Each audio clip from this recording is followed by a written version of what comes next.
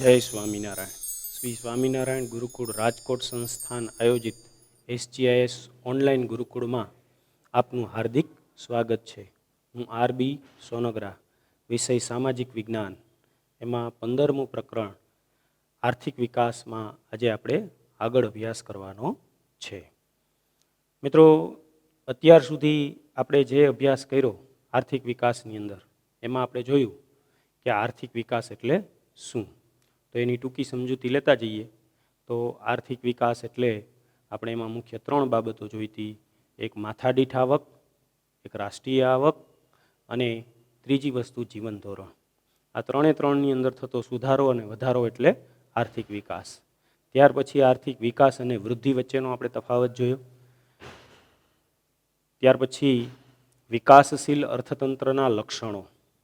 વિકાસશીલ અર્થતંત્ર કોને કહેવાય? ભારત જેવા એશિયા, આફ્રિકા અને લેટિન અમેરિકાના જે દેશો છે કે જેની અંદર વિકાસશીલ અર્થતંત્રવાળા દેશોનું પ્રમાણ વિશેષ છે, તો એવા દેશોને આપણે એ વિકાસશીલ અર્થતંત્રની અંદર જોયા હતા અને એવા દેશોના લક્ષણોનો પણ આપણે અભ્યાસ કર્યો.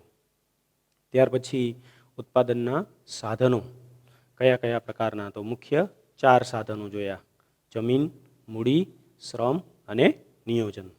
તો એ 4 સાધનો અને ત્યાર પછી જુદી જુદી આર્થિક પ્રવૃત્તિઓ કયા કયા ભાગની અંદર વિભાજિત કરવામાં આવે છે, એને અર્થકારણનું આપણે માળખું જોયું કે જેની અંદર ભારતની અંદર જે પ્રવૃત્તિઓ થાય છે એ આર્થિક પ્રવૃત્તિઓ જે છે એને મુખ્ય 3 ભાગમાં એ વિભાજિત કરવામાં આવે છે: પ્રાથમિક ક્ષેત્ર, માધ્યમિક ક્ષેત્ર અને સેવા ક્ષેત્ર. ત્યાર પછી આપણે આર્થિક પ્રવૃત્તિ અને બિન આર્થિક પ્રવૃત્તિ એવા 2 ભાગ પાડી અને એનો એ અભ્યાસ કર્યો. ત્યાર પછી હવે આજે આપણે ભણવાના છીએ ઉત્પાદનના સાધનોની ફાળવણી. હવે ઉત્પાદનના સાધનોની ફાળવણી કોઈ પણ રાષ્ટ્ર પોતાના દેશની અંદર કઈ રીતે કરે છે? દરેક રાષ્ટ્ર પાસે જમીન, મૂડી, શ્રમ અને નિયોજન જેવા ઉત્પાદનના સાધનો મર્યાદિત છે, જ્યારે જરૂરિયાતો અમર્યાદિત છે. મતલબ કે કોઈ પણ દેશ પાસે ઉત્પાદનના સાધનો જે છે એનું પ્રમાણ અનલિમિટેડ નથી, યાની કે એની અછત છે.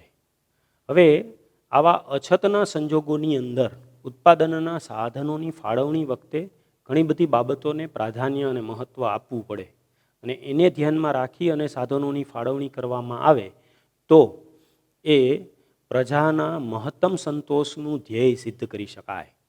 પ્રજાને મહત્તમ સંતોષ આપવો એટલે કે પ્રજાની જરૂરિયાતો પૂરી કરવી, લોકોના જીવન ધોરણને સુધારવું, આ બધી બાબતો જે છે એમને પ્રાધાન્ય મળે છે. તો એની અંદર જોઈશું તો આપણને ઉત્પાદનના સાધનોની ફાળવણી કરતી વખતે આપણને વધુમાં વધુ સારું પરિણામ એટલે કે વધુમાં વધુ કઈ રીતે ઉત્પાદનના સાધનોનો સારામાં સારો ઉપયોગ થઈ શકે એ બાબતને પ્રાધાન્ય એટલે કે મહત્ત્વ આપે છે. એમાં સૌથી પહેલો મુદ્દો જે છે એ છે અમર્યાદિત જરૂરિયાત. હવે આપણે જાણીએ છીએ કે જરૂરિયાતો અમર્યાદિત છે, એ વ્યક્તિના સ્વરૂપમાં હોય કે રાષ્ટ્ર માટે હોય. તમે જોશો કે કોઈ પણ વ્યક્તિની જરૂરિયાતો છે એ મર્યાદિત નથી. દાખલા તરીકે હું તમને એક ઉદાહરણ આપું કે આપણે એક સાયકલ ખરીદી અને જેવી એ થોડી એ જરૂરિયાતો પૂરી થઈ એટલે આપણે એમ વિચારશું કે હવે મારે મોપેડ ખરીદવું જોઈએ, સ્કૂટર ખરીદવું જોઈએ. સ્કૂટરની જરૂરિયાત પૂરી થાય એટલે આપણને મનની અંદર ઈચ્છા થાય કે આપણે કાર ખરીદવી જોઈએ. એવી રીતે આપણને ઈચ્છા થાય કે ભાઈ આપણે એનાથી પણ આગળ કંઈક વિચારી શકીએ. એવી રીતે તમે જોશો કે કેટલીક જરૂરિયાતો જે છે એ વારંવાર પણ ઉદ્ભવે છે.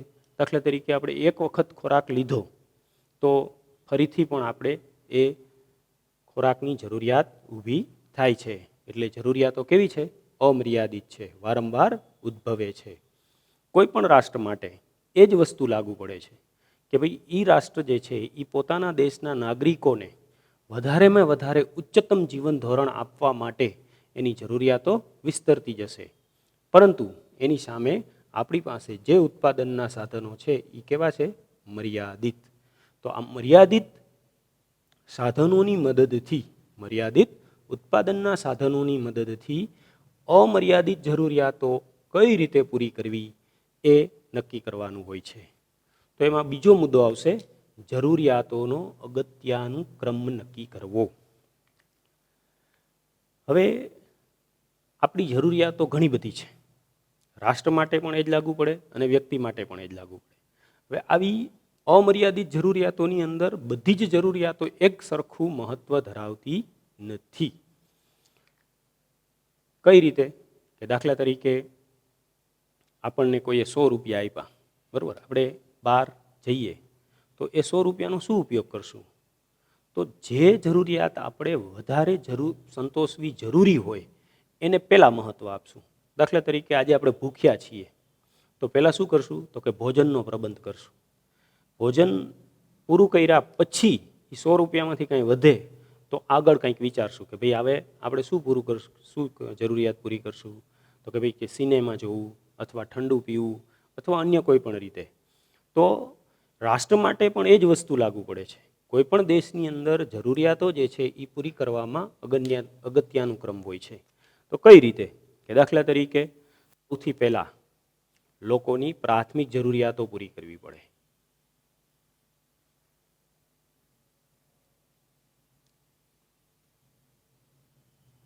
સૌથી પહેલાં લોકોને ખોરાક, પોશાક, રહેઠાણ જેવી પ્રાથમિક જરૂરિયાતો આપવી પડે.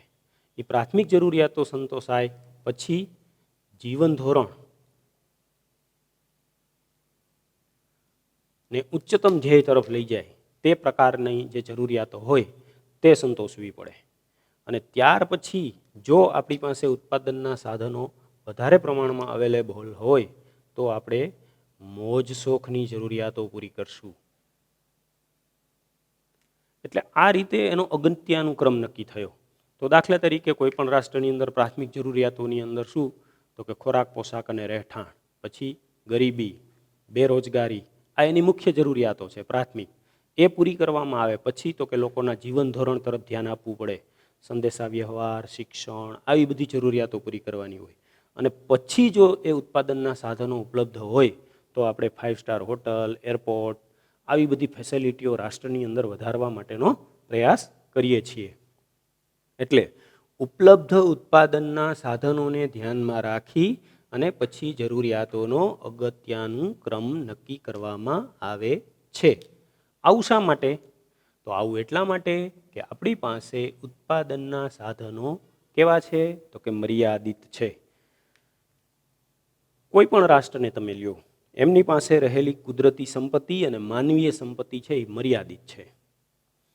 ખનિજો લઈ લ્યો, બરાબર, કૃષિ સંસાધન લઈ લ્યો, કે માણસો લઈ લ્યો, કે પછી એની પાસે ઉપલબ્ધ નાણાકીય મૂડી લઈ લ્યો. આ તમામ પ્રકારના ઉત્પાદનના સાધનો છે એ કેવા છે? તો કે મર્યાદિત. હવે આ મર્યાદિત સાધનોને ધ્યાનમાં રાખીને અમર્યાદિત જરૂરિયાતો સંતોષવાની છે. માટે જરૂરિયાતોનો અગત્યનું ક્રમ નક્કી કરવો પડે. જો કુદરતે આપણને અનલિમિટેડ એટલે કે ઉત્પાદનના સાધનો ખૂબ જ પ્રમાણમાં આપ્યા હોય, વધુ પ્રમાણમાં આપ્યા હોય, તો આપણે આવું કંઈ કરવું ન પડે.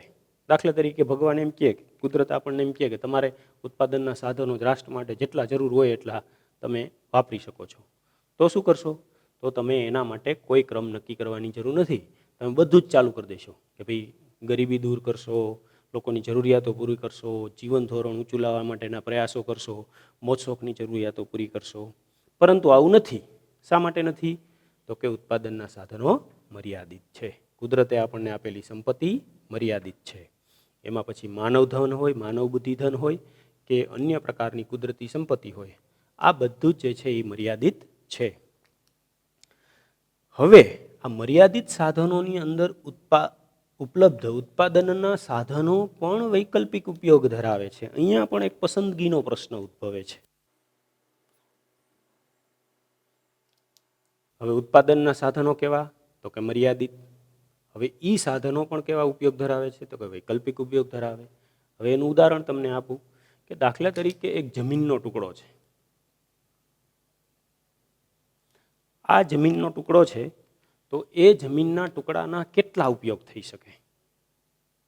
જમીનના ટુકડાના કેટલા ઉપયોગ થઈ શકે?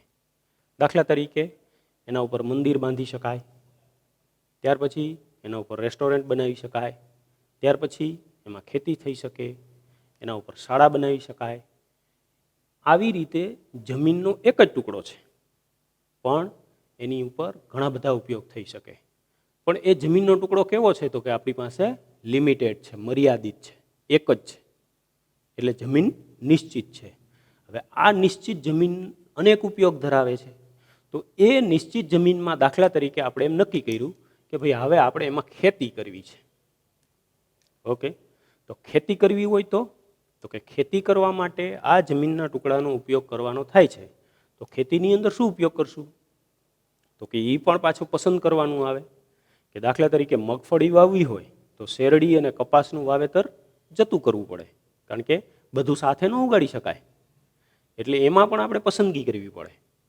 એ પસંદગી પણ આપણે શેને આધારે કરશું? તો કે અગત્યાનુક્રમના આધારે. આપણી જરૂરિયાત એટલે કે આપણને સંતોષ કેમાં વધારે મળે છે, ફાયદો કેમાં વધારે થાય છે, લોકોની જરૂરિયાતો કેમાં વધુ સંતોષાય છે, તો એના આધારે આપણે આ જમીનના ટુકડાનો ઉપયોગ ખેતી માટે કર્યો. ખેતીની અંદર પણ અનાજનું વાવેતર જરૂરી છે, કપાસનું વાવેતર જરૂરી છે, શેરડીનું વાવેતર જરૂરી છે. એના આધારે આપણે એનો ઉપયોગ કર્યો. બરાબર. એવી રીતે દાખલા તરીકે કોઈ જમીનના ટુકડા ઉપર આપણે ઉદ્યોગ બાંધવાનું નક્કી કર્યું. તો ઉદ્યોગની અંદર પણ શું? તો કે ઉદ્યોગની અંદર પણ મિત્રો આપણે પસંદગી કરવાની થાય. કઈ રીતે પસંદગી કરવાની થાય? તો કે ભાઈ ઉદ્યોગોની અંદર કયો ઉદ્યોગ સ્થાપશું? આપણી જરૂરિયાત કઈ? લોકો માટે મોજ શોખની એટલે કે મોટર સાયકલ બનાવવી કે મોટર બનાવવી, ફ્રીજ બનાવવું, એર કન્ડિશન બનાવવું, એની ઉપલબ્ધતા જરૂરી છે કે અન્ય કોઈ દાખલા તરીકે ખેતીના સાધનો બનાવવા કે અન્ય કોઈ પણ જરૂરિયાતો પૂરી કરવી જરૂરી છે. એટલે જમીનનો ટુકડો એક જ છે, પણ એની અંદર એના ઉપયોગો અનેક છે. એટલે કે કોઈ પણ ઉત્પાદનના સાધનો જે છે એ પણ વૈકલ્પિક ઉપયોગ ધરાવે છે. એટલે એમાં પણ પસંદગીનો પ્રશ્ન ઉદ્ભવે છે. આ પસંદગીનો પ્રશ્ન ક્યારે એનો જવાબ મળે? તો કે જરૂરિયાતોના અગત્યાનુક્રમ અનુસાર. એટલે આ રીતે મિત્રો આપણે ઉત્પાદનના સાધનોની ફાળવણી કરવાની હોય છે. આ બધા મુદ્દાઓને ધ્યાનમાં રાખવાના હોય છે. આપણી અમર્યાદિત જરૂરિયાતો, એમાં અગત્યની જરૂરિયાત કઈ, મર્યાદિત સાધનોને ધ્યાનમાં રાખવાના અને એના ઉપયોગોને ધ્યાનમાં રાખવાના. આ બધું ધ્યાનમાં રાખી અને ઉત્પાદનના સાધનોની ફાળવણી કરવાની આવે છે. હવે પછીનો મુદ્દો છે મિત્રો ઉત્પાદનના સાધનોની ફાળવણીની પદ્ધતિઓ. તો દુનિયાના દેશોની અંદર બધી જ જગ્યાએ દરેક અર્થતંત્રની અંદર ઉત્પાદનના સાધનોની ફાળવણીની પદ્ધતિઓ એકસરખી નથી. દરેક રાષ્ટ્ર પોતાની પાસે ઉપલબ્ધ સાધનો અને પોતાની સંસ્કૃતિ, પોતાની સભ્યતા, પોતાની પરંપરાઓ, આ બધી બાબતોને ધ્યાનમાં રાખી અને ઉત્પાદનના સાધનોની ફાળવણીની પદ્ધતિઓ અપનાવતા હોય છે. જેની અંદર બે મુખ્ય પદ્ધતિઓ છે. ઉત્પાદનના સાધનોની ફાળવણીની બે મુખ્ય પદ્ધતિઓ, એક બજાર પદ્ધતિ અને બીજી સામ્યવાદી પદ્ધતિ, જેને સમાજવાદી પદ્ધતિ પણ કહે છે. એમાં સૌથી પહેલાં અત્યારે આપણે બજાર પદ્ધતિનો અભ્યાસ કરીશું. દાખલા તરીકે કોઈ પણ રાષ્ટ્ર છે, દુનિયાના દેશોની અંદર આપણે એ તપાસ કરીએ તો એ પોતાની પાસે ઉપલબ્ધ રહેલા ઉત્પાદનના જે સાધનો છે એનો વધુમાં વધુ સંતોષકારક ઉપયોગ થાય એ પ્રકારે ઉત્પાદનના સાધનોની ફાળવણીની પદ્ધતિઓ અપનાવશે. એટલે એને જેમાં વિશ્વાસ હોય એ પ્રકારે. તો દુનિયાના દેશોની અંદર તમે જોશો કે બે પ્રકારની જે પદ્ધતિઓ છે, એક બજાર પદ્ધતિ અને બીજી જે છે એ સમાજવાદી પદ્ધતિ. એમાં બજાર પદ્ધતિની અંદર તમે જોશો તો અમેરિકા અને જાપાન જેવા જે દેશો છે એની અંદર આ પદ્ધતિ એટલે કે બજાર પદ્ધતિ આપણને જોવા મળે છે. હવે બજાર પદ્ધતિની અંદર જોશો તો બજાર પદ્ધતિને મુક્ત અર્થતંત્ર, બજાર પદ્ધતિને મુક્ત અર્થતંત્ર અને સાથે સાથે મૂડીવાદી પદ્ધતિ પણ કહે છે. જો ફરીથી સમજો,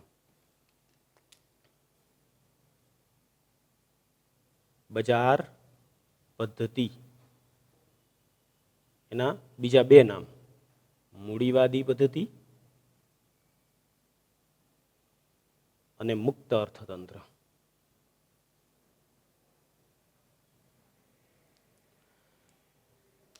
હવે શા માટે એને મૂડીવાદી પદ્ધતિ કહે છે? તો કે ભાઈ ત્યાં મૂડીનું વિશેષ મહત્વ છે. મૂડી એટલે શું? તો કે આપણે આગળના ટોપિકની અંદર જોઈ ગયા કે ઉત્પાદન પ્રક્રિયામાં ઉપયોગી બને તેવા યંત્રો, ટેકનોલોજી, વૈજ્ઞાનિકો, આ બધી બાબતો જે છે એનો સમાવેશ મૂડીવાદી પદ્ધતિમાં થાય. બરાબર? તો આ મૂડીવાદી પદ્ધતિની અંદર તમે જોશો કે વધુમાં વધુ ટેકનોલોજી અને યંત્રોનો ઉપયોગ કરવામાં આવે છે, જેને પરિણામે આ પદ્ધતિને મૂડીવાદી પદ્ધતિ કહે છે. અને બીજું જે છે એ છે મુક્ત અર્થતંત્ર. મુક્ત અર્થતંત્ર એટલે શું? મુક્ત શબ્દ સાંભળો એટલે તમને સ્વતંત્રતા આવી. મુક્ત એટલે સ્વતંત્રતા. હવે અહીંયા જે છે એ ઉત્પાદનના સાધનોને તમામ પ્રકારના આર્થિક નિર્ણયો લેવા માટેની સ્વતંત્રતા છે. એની અંદર સરકારનો કોઈ બજારની અંદર હસ્તક્ષેપ હોતો નથી. યાને કે કઈ ચીજ વસ્તુનું કેટલું, ક્યારે અને કેવી રીતે ઉત્પાદન કરવું એ ઉત્પાદન નક્કી કરવાનો પૂરેપૂરો અધિકાર ઉત્પાદનના સાધનને પોતાની રીતે લેવા માટે સ્વતંત્ર હોય છે. યાને કે દરેક આર્થિક નિર્ણય લેવા માટે ઉત્પાદનનું સાધન સ્વતંત્ર છે. કઈ વસ્તુનું કેટલું, ક્યારે અને કેવી રીતે ઉત્પાદન કરવું એ નિર્ણય લેવા માટે નિયોજક મુક્ત હોય છે. અને એટલા માટે આ અર્થતંત્રને મુક્ત અર્થતંત્ર કહે છે. અહીંયા મુક્ત અર્થતંત્રની અંદર સૌથી અગત્યની વસ્તુ શું હોય છે? તો કે કેન્દ્ર સ્થાને નફો હોય છે. શું હોય છે? નફો. દરેક નિર્ણય શેને ધ્યાનમાં રાખીને લેવાય છે? નફાને ધ્યાનમાં રાખી લેવાય છે. કે ભાઈ જેમાં નિયોજકને જે ચીજ વસ્તુના ઉત્પાદનની અંદર વધુ નફો મળવાનો હોય, નિયોજક પોતાના ઉત્પાદનના સાધનો એ ઉત્પાદન તરફ વાળશે. એવી રીતે શ્રમિકને જ્યાં વધુ શ્રમ મળે તે કારખાનાની અંદર અથવા તો એ જગ્યાએ કામ કરવા માટે જશે.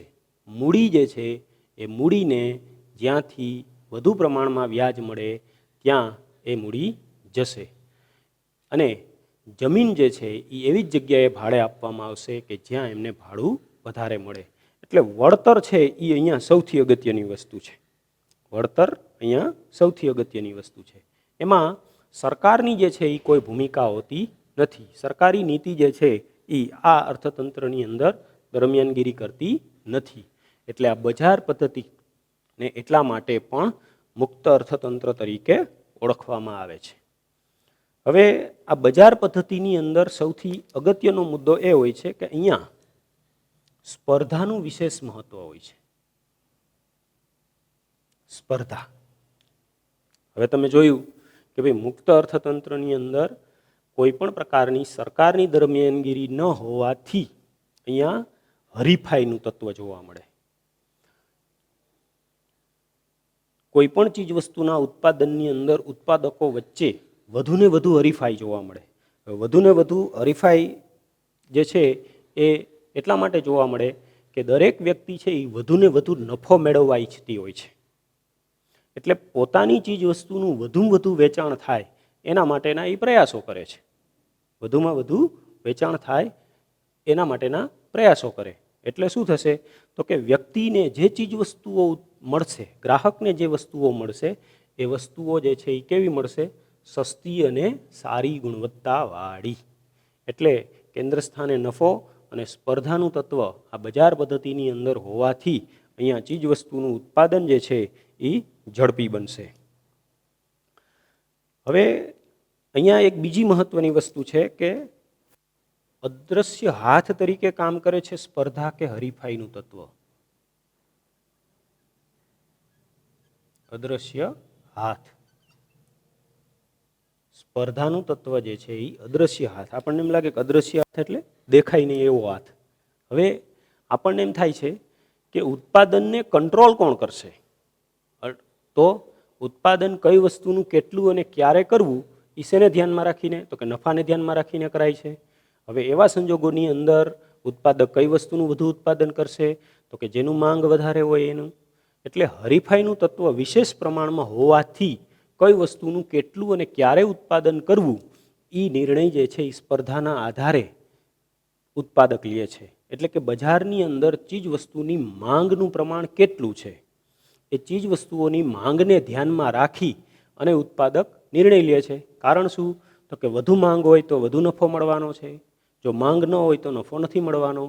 એટલે સ્પર્ધાનું તત્વ છે એ વસ્તુના ઉત્પાદન ઉપર પણ કંટ્રોલ કરશે અને ચીજ વસ્તુઓની નફાખોરી અથવા તો ગ્રાહકનું શોષણ આ બધા ઉપર પણ અંકુશ રાખે છે. અને એટલા માટે સ્પર્ધાનું તત્વ જે છે એ મુક્ત અર્થતંત્રની અંદર અદ્રશ્ય હાથની જેમ એના ઉપર નિયંત્રણ કરશે. એટલે અહીંયા મિત્રો આપણે ઉત્પાદનના સાધનોની ફાળવણીની અંદર બજાર પદ્ધતિની ચર્ચા કરી. હવે પછીના પીરિયડની અંદર મિત્રો બજાર પદ્ધતિના લક્ષણો, એના લાભ, એમની ખામીઓ, સમાજવાદી પદ્ધતિ આ બધા વિશે એટલે કે ઉત્પાદનની ફાળવણીની જે પદ્ધતિઓ બીજી પદ્ધતિઓ છે એમના ઉપર વિશેષ ચર્ચા કરશું. આ પાઠની અંદર મેં તમને આગળ પણ કીધું હતું કે 2 માર્કના પ્રશ્નો જે છે એ વિશેષ પ્રમાણમાં પૂછાય છે. તો અહીંયા આજે આ પીરિયડ છે એ પૂરો થાય છે. જય સ્વામિનારાયણ.